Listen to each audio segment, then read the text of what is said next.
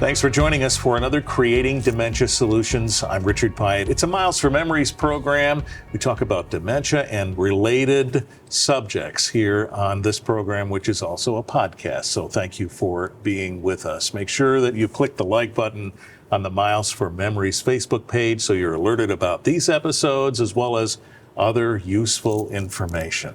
Today we're going to talk about respite. Very important for caregivers and the folks for whom they care. Sherry Sherman is back from Miles for Memories to talk with us about that. Hi, Sherry. Well, hi, Richard. Thanks for having me. So at the risk of starting at the beginning, let's just ask, what is respite?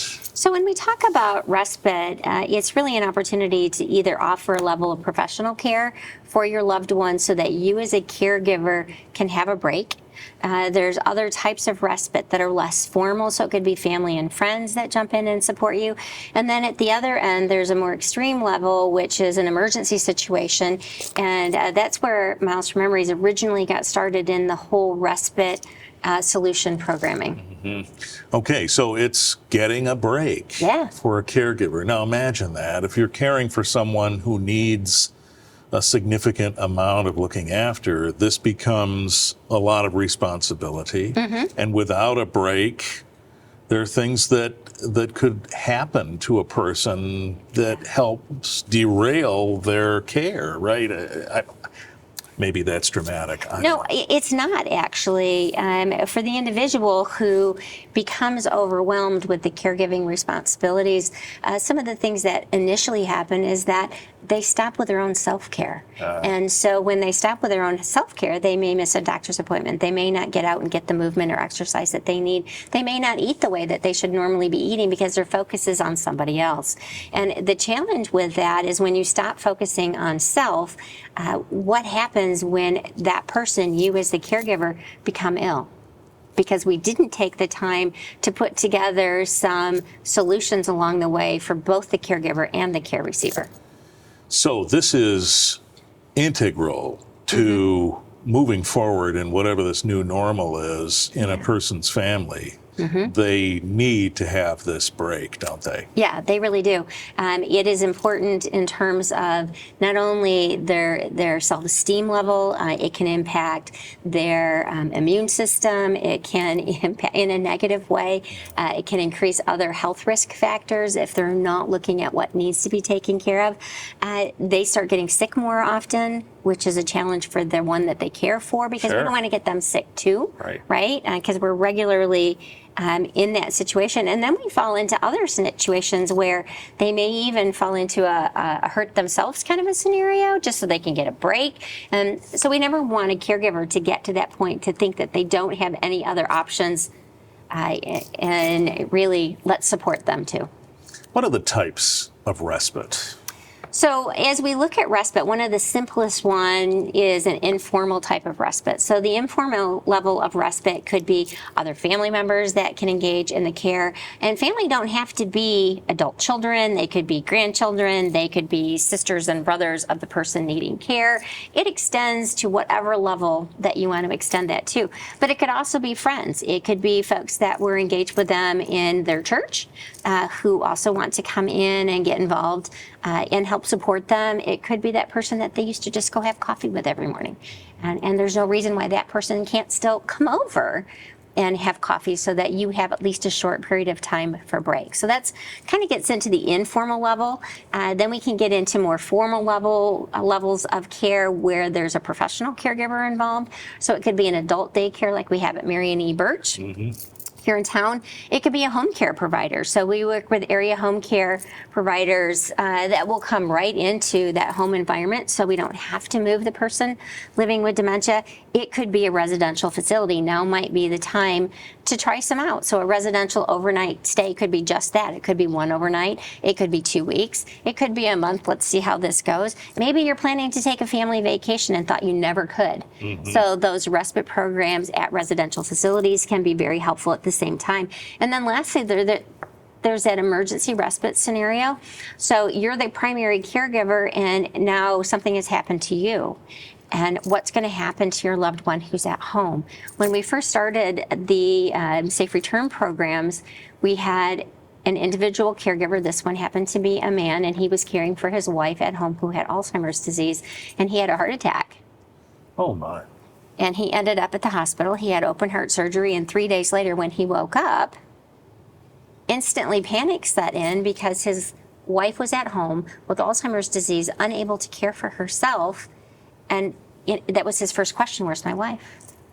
Has anybody provided care for her? And when he finally got out of the hospital and was able to come home, he came over to chat with us and said, can I get a bracelet too? Can I get a bracelet that says I'm a caregiver, and if something happens, they need to go find my wife at home, and here's another person that we can put in this whole contact loop so that they never get forgotten. Right. Yeah, so imagine that kind of an emergency situation. Boy, that person must have just been so stressed at a time when that's the last thing they needed. Right, yeah. And fortunately, the neighbors did realize that something was going on. The neighbors were able to go over and take some steps in that process. But if we had some regular respite programming in place already, then there will be individuals, whether it's family and friends or whether it's a professional of some level, that would have been able to reach out that wasn't new to the person who was receiving care. Okay. So it prevents burnout. Yeah. Essentially. Right. Right. Yep. Are there ways that we can recognize a loved one who's a caregiver might need some respite? Yeah, so if you start looking at them in general, so there's that visual that we have of our family and friends, and you can look at someone and go, you just don't look as good as you normally do, right? So that lack of self-care should be one of those gleaming things that says, you might need some help with something. But then you can look at other things about how maybe they've withdrawn from different activities that they would have normally enjoyed and loved. They might have just a withdrawal from other family members who they would have normally spent some time with or engaged in conversation with, included in communication to kind of keep them in the loop of what happens to be going on. There can be those feelings of irritability that just sort of like snap when you go to talk to that person and they don't respond in the same way that you're used to. Mm-hmm. So when those kinds of responses start jumping up, or their conversation turns into something that's more hopeless, and they feel helpless, and there's just not something for them to really grasp onto that this situation is going to change. Their sleeping patterns might change. So if you're a spouse of a caregiver, you might notice that those sleep patterns have changed. Their eating habits may have changed. Obviously, their exercise and moving around habits will have changed. And just frankly, getting sick more often. If you're not getting the rest and sleep and food and intake and movement and all of those things that you need as a caregiver, then gosh, you're not able to care for your loved one in the best way either. So you have to start to get folks to see that they need to look at it a little bit differently. Yeah, but certainly a number of the things that you mentioned might be interpreted by an observer as that caregiver just not being themselves. Yeah.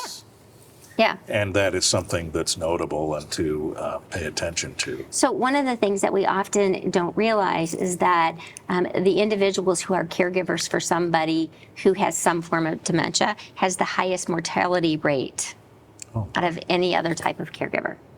A lot of weight on the shoulders. There is. So, in some of the other programs and things that you have done in communication, there is a huge weight, and trying to figure it out every day, because your person with dementia is your person, which is different than everybody else. And, we try to help give some general information to get folks started, but the only way to really know what your person needs is to be there, to live it, to experience it, and then begin to share it with others. Yeah. This also helps the person with dementia as well, if their caregiver has respite, right? I hate, here we are talking about what might seem obvious, but it's worth talking about. Right.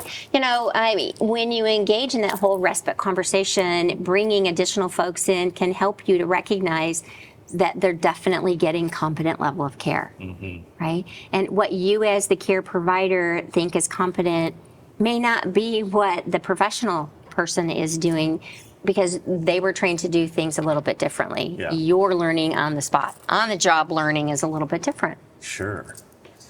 Do folks who get to a point of respite where they maybe should have had respite sooner, Does that drive home the point that they need respite sooner and more often? Does it prompt them generally to set a plan for respite? Or do you see that for some people we end up back at that really stress point again? I think, frankly, from the individuals that we've had the opportunity to do some work with, talk with, do programs with, sometimes you just don't see it until someone else goes, hey, you seem a bit more irritable than usual. You've lost a little bit of weight, or maybe you've put on weight. Sure.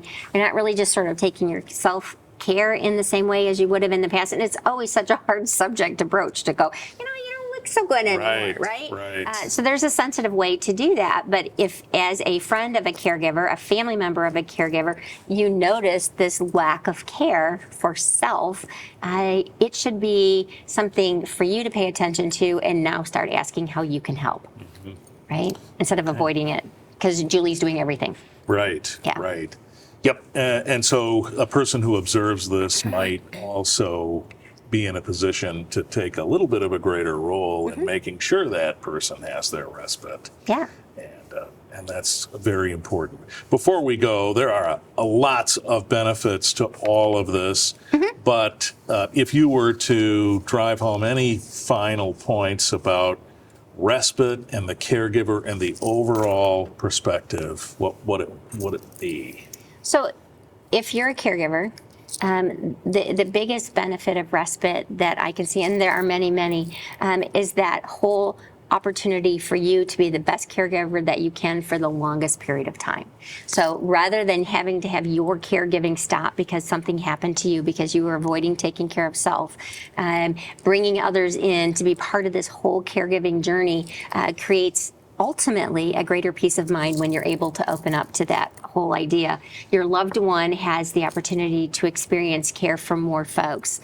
It shares the journey a little bit more and makes it a little bit more fun, let's just call it that. It eliminates that social isolation that many of us feel and have experienced because of COVID. So we know what it's like, and it's not a pleasant thing really to experience as you get ready to go forward. And when you have others that come into the home, or whether they go to a care facility or whatever that case might be, it always adds a new layer of perspective. And if we are open to it, we can see not only the values to our loved one, we can see the value to ourselves and the benefit that really just continues in a circle all the way around. And we should mention that if someone is facing questions about respite or caregiving, they can reach out to Miles for Memories. They sure right? can, yes. And one of the things we try to do is make sure that the different hospitals, anybody that wears a bracelet, hopefully will begin to understand that there is an emergency respite program. So if something does happen to you or your loved one, Miles for Memories is there, and we do raise funds very intentionally for the purpose of supporting an emergency respite stay or having someone come into the home for several days until we can get you reconnected to the actual services or family members to help you move forward. So we are there to help in the emergency crisis kind of a situation. All right, good place to go is MilesForMemories.org, which is a resource for folks, the Miles for Memories website. So make sure you do that and click the like button on the Facebook page, as we said, because a lot of those alerts are useful information that folks can use. Sherry, thank you, as always. Thank you. Sherry Sherman with us from Miles for Memories. I'm Richard Pyatt. Creating Dementia Solutions is our program. Thanks for being with us.